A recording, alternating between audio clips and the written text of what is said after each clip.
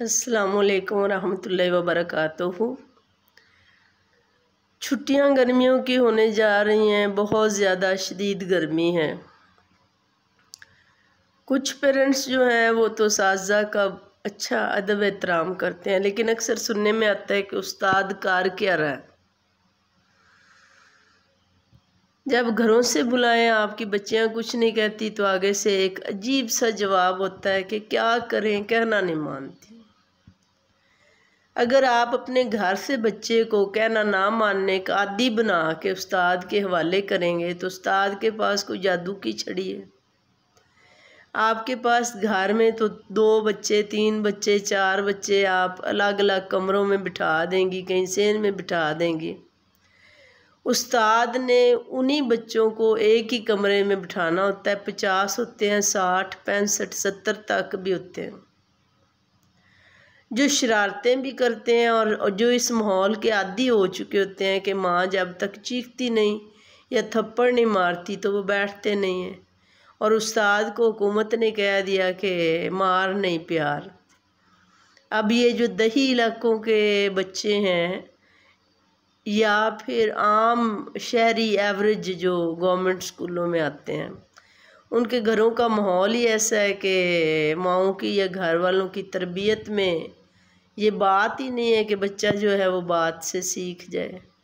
और चलो अगर किसी क्लास में 2-4 बच्चे ऐसी तरबियत के हैं भी, तो बाकी जो बिगड़े तिगड़े इधर उधर के हैं उन्होंने नाक में दम किया होता। अब 3 माह की छुट्टियों में माएँ जो हैं उनकी तरबियत करें। दूसरा, जितनी भी पढ़ी लिखी माएँ हैं, 6 पढ़ी हुई हों, 4 पढ़ी हुई हों, 10 हों, 12 हों, कम से कम आप लोगों को उर्दू की रीडिंग आती है। जिन जिन माओं को उर्दू की रीडिंग आती है वो अपने बच्चों से उर्दू रीडिंग लाजमी सुने। और ये बेहतरीन वक्त है, अपने करीब करें, उन्हें कुछ ना कुछ कहना मानना और तमीज़ सिखाएं। ये ना हो कि फिर घरों में मोबाइल दे के बच्चों को बिठा दें। जिन बच्चों को आप गोद में खाना खिलाना जो है वो आपका एक फ़र्ज़ है, वो खिलाते हुए आप कहती हैं कि नहीं जी ये नहीं खा रहा, मैं इसको मोबाइल पकड़ा दूँ, और उसे मोबाइल पे और उसका कहना मानने पे लगा देते हैं, फिर वो बाकियों को ब्लैकमेल कैसे ना करे।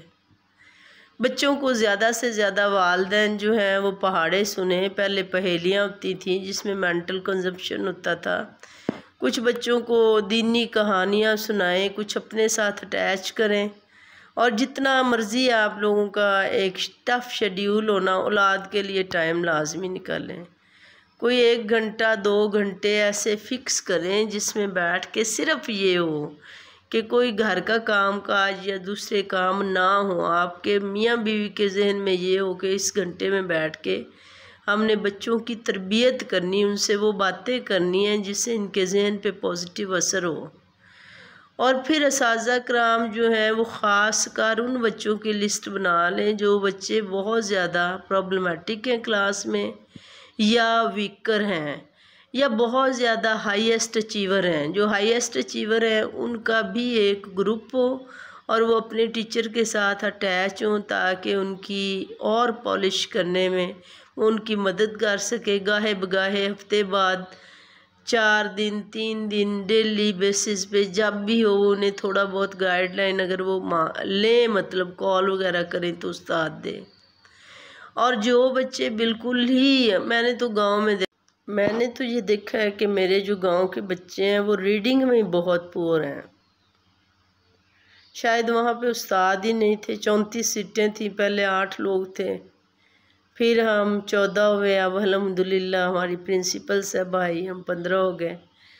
तो हम अपना फुल पोटेंशियल जो है वो पूरी तवज्जो दे रहे हैं।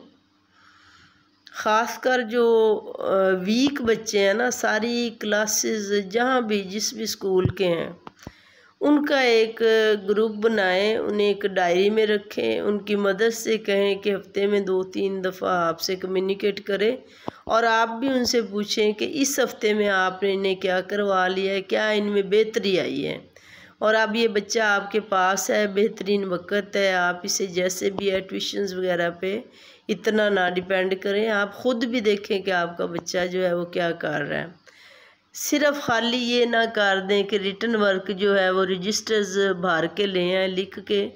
बच्चे की इमला, रीडिंग, राइटिंग और रिकग्नाइजेशन, लिखना, पढ़ना, समझना जो है, ये 3 चीज़ें सीधी हो गई तो हमारे बच्चे इंशाल्लाह बहुत ज़्यादा तरक्की कर जाएंगे। और जिन बच्चों में कोई ख़ास अल्लाह ताला ने अनायात रखी हुई हैं, वो कुछ डॉक्टर, इंजीनियर या किसी बड़ी पोस्ट की तरफ जा सकते हैं, तो वो छोटी क्लासों से उनकी पहचान हो रही होती है।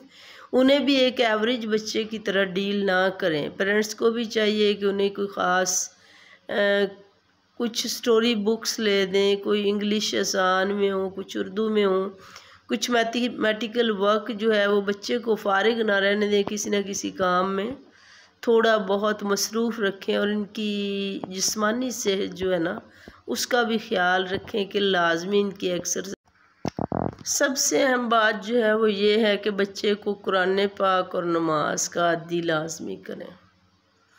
3 माह की छुट्टियों में लाजमी तौर पे बच्चे से कहें कि डेली एक पारा जो है ना वो बैठ के पढ़ो और ऊंची आवाज़ में पढ़ो, ताकि हमारे घरों में भी कुरान पाक का असर हो, इसकी तिलावत का, और बच्चों की ज़िंदगियों में भी। और जो बच्चे अभी तक board classes 9, 10th, first year, second year में नहीं हुए हैं, उन्हें अगर मुमकिन है आपके घर के पास दर्स हैं तो तर्जुमा तफसीर का कोर्स लाजमी करवाएं।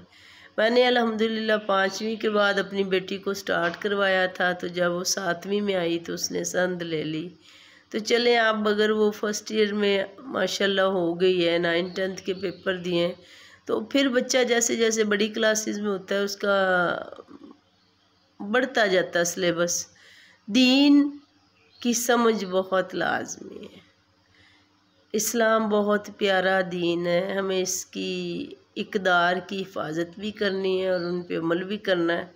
तो बच्चों को कुछ सिखाएंगे तो बच्चे इस तरफ जाएंगे इंशाअल्लाह ताला। अल्लाह ताला फजल करेगा। छुट्टियों में लाजमी तौर पे यही आपका सरमाया है, ये बच्चे आपकी दौलत है, यही मुस्तकबिल है, इन्हीं के लिए हम सारा कुछ कर रहे हैं। असातिज़ा लाजमी अपने अपने क्लास का ग्रुप बनाएं, ताकि उसमें कोई भी डिस्कशन, पेरेंट्स को कोई सवाल ना आ रहा हो, पेरेंट्स बच्चे के बारे में कुछ पूछना चाह रहे हो, तो वो असातिज़ा कराम जो है उसका रिस्पॉन्स दें।